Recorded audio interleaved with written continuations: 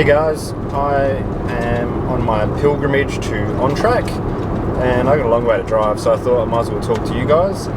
So, I'm going to talk to you about, and you'll know I've gone to a 4-inch lift and 37-inch tyres, which has been like super cool. It's, superhero status as far as four-wheel drives are concerned. Except I haven't really given you an update on how it's been going, and I don't know if you've been watching pictures of my car and going, oh yeah, that I want to do that, that's so cool. Just before you go down that path, listen to this.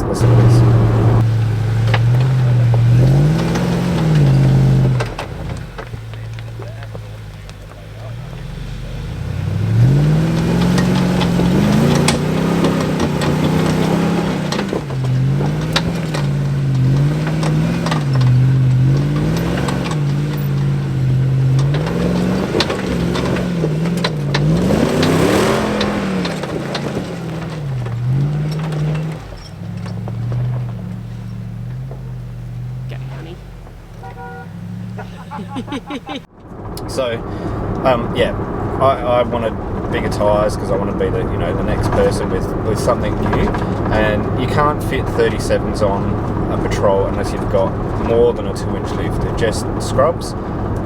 So you've got to go to a 4-inch lift. Now I've got a STL, so that's got coils. That means I've got a 2-inch lift in my coil, and then you can put like the HBMC lower control arms underneath, and that lifts the front up to give you 4 inches, and then at the back you can get wheel spacers. Sorry, not wheel spacers, K-frame spacers, and that gives you the 2 inches at the back. Looks cool, looks great.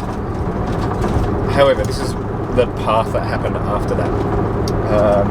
First thing that happened is, I didn't think about it, but the Y62's got two fuel tanks in the Australian models, 100 litres lower and a 40 litre top one, and there's a breather that goes between them because they siphon from top to bottom, and that just wasn't quite long enough. It could fit, but it would only just fit, and with a bit of body movement that came off, so I dumped 40 litres of fuel on the road, and I couldn't fill it up, and I was doing big high country at the time, so that was quite challenging.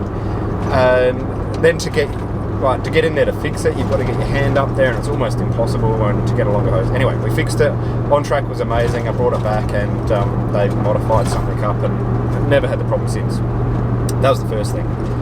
So next, I realised that my wheel alignment wasn't great, and that makes sense. The car's gone up, another couple of inches, and the tyres too. So I tried to get a wheel alignment, and there's no one that can wheel align my car. Well, there's not many people that can wheel align my car, because most of them, the machines I've got, little things to like grab onto the wheel, but because they're 37s, you can't get the clamps around them. So there's only a few specialised sort of places with the old school technology actually that can wheel align my car. When I did get it on the wheel alignment, I found it was way out, front and back. So first step was to change the upper control arms at the front, because the steering was really light anyway. It didn't feel good. And as soon as I changed the upper control arms, I can't tell you the brand of them yet because I'm road testing them for a company that hasn't released them. But that has fixed the problem. I've got much more turn in as I'm going into corners, and it just feels heaps better on the front end now. Not to mention the upper control arms are like half the thickness of the factory Y62 control arms, which means the limiting factor of down droop at the front end is the control arm hitting the chassis. So now I can get a lot more droop, I've got better turn in, and I've got my alignment right at the front. But the back is still out, and the back is so out now that it's gone out pigeon-toed, something like 12 millimeters each way, each side, and I went to get the alignment done, and the bolts have seized, so they're going to have to be, cut off or something and replace the camber bolts. And hence why I'm driving, one of the reasons why I'm driving over to On Track. So I'm getting the lower control arms, those fancy ones which push them out a bit further, and that will give me a bit more wheel alignment sort of capability at the back to bring it in straight again. Not to mention, it's probably not a bad idea, especially with GVM upgrades, and you know that is the weakest point in the Y62 Patrol independent suspension, so we'll get that sorted out. And I'm going to go and get my diff ratio sorted, because with the 37-inch tyres, what happens when you put your foot down? Basically nothing happens until it kind of works out what it's doing on cam, and then it goes like a rocket, because there's no doubt the Y62's got heaps of power, but off the line it's just a bit lost. So I'm going to get diff gears put in, and that should fix the off the line sort of acceleration.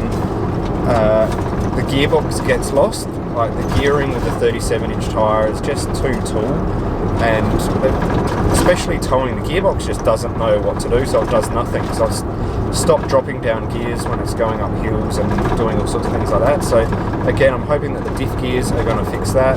Like, I'm sitting dead on 100 k's an hour now, and RPM is 1550. I think that's a bit low. I think that should be more like about 18 or 1900. So I'm hoping to get about an extra 400 RPMs at 100 k's an hour. Sorry if it's a bit bumpy too, by the way. And that should give a bit more drivability when it's on the road and when towing. And it's going to help me in low range too, because that's another thing I've noticed. When I'm rolling down a hill, usually you just put in first gear low, and that's got plenty of engine braking to pull the thing up. But with the bigger tyres, you've lost a bit of that engine braking, and I'm finding I'm having to apply the brakes more often than I used to have to do. So yeah, we're going to fix that. Diff gears are wonderful things, but I can tell you they're not cheap, because if you're going to do diff gears, you're going to pull the diff out, you might as well put a front locker in at the same time. I'm a big fan of the traction control of these, you know that, but when you put when you're twin locked, it's like a tractor. So we'll twin lock it. I've heard about some of these lockers being put in and diff gears put in it, and haven't worked that well, because they weren't done by a diff professional. So I'm getting it done by someone that on track uses a diff professional to get it perfect, because I do not want problems out in the bush or in the middle of nowhere with my driveline. But I can tell you, there's not much change out of $6,000 to get locker, diff gears, front and back, and installed. And because the actual parts are really expensive. And out of interest, so I think the standard drive in a Y62, the V8 400 horsepower versions, is 3.2 in the diff gears, and when you go up to the next size up, which is 366, that's what fixes it. Now that gear ratio comes from the UAE V6 Y62 Patrols. That's how you can achieve it, and you have to take a bit of a guess or a punt when you order these, because you ring up Nissan and they've got no idea. So it's only from people that have done it before that you can get the right information to order the right stuff. 3 seals per diff, and then the gears for front and back, which I suspect are actually the same or similar to the Navara 550. I wouldn't mind researching that a bit more. So all of that stuff happens, and you fitted your 37s, you've got all that done, and it's like, yeah, cool, we're all set and fixed. But no, you have to spend more money, I'm afraid. And I'd hate to think what all of this is costing to do this. Next is your CV boots. As soon as you're I ran a 2-inch lift for 190,000 Ks without any problems at all with my CV boots. As soon as I went to the 4-inch lift and they're angled, you go and have a look at your CV boots. They've got like collars that go around them, and as the drive shaft is turning, if the rubber bits like that touch each other, they'll eventually wear through in like 10,000 Ks, and then you have to replace the boots. The aftermarket ones are better. I get them from On Track as well. The aftermarket ones are better than the factory ones, believe it or not, so do get the aftermarket ones. And a hot tip, when you're putting them on, don't put grease inside it to push over the CV, because once you do that, they won't sit on. You've got to fit them dry. I learned that the hard way. Well, my mechanic and I did anyway. But yeah, now since I've done the lift, I've done, 15,000 Ks or something, and I've gone through 2 of them. I'm not sure if it was from rubbing, because I can't see them touching, but I think the boots are just more vulnerable because the angle's so much lower. What's the solution? Diff drop.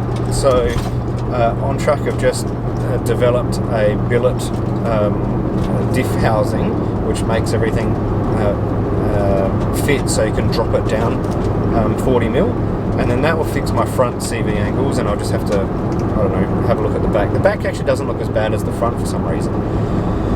So, in summary, 4-inch lift is really cool, but it goes slower, doesn't turn as well.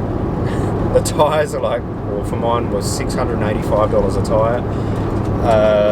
You got to do all this other work to do it, but if you're a purist and you want the most awesome machine out there on the road, we're not even going to talk about legality, there's a lot to consider when you're about to turn your Y62 into a 4-inch lift in 37s. Hope that's given you something to think about. I can tell you, off-road, it's insane, the traction that it has, and to this moment it's still worth every cent and effort going through it, but there is stuff to think about. So hopefully this has given you something to think about with big lifts, and I will see you again on YouTube. Yeah.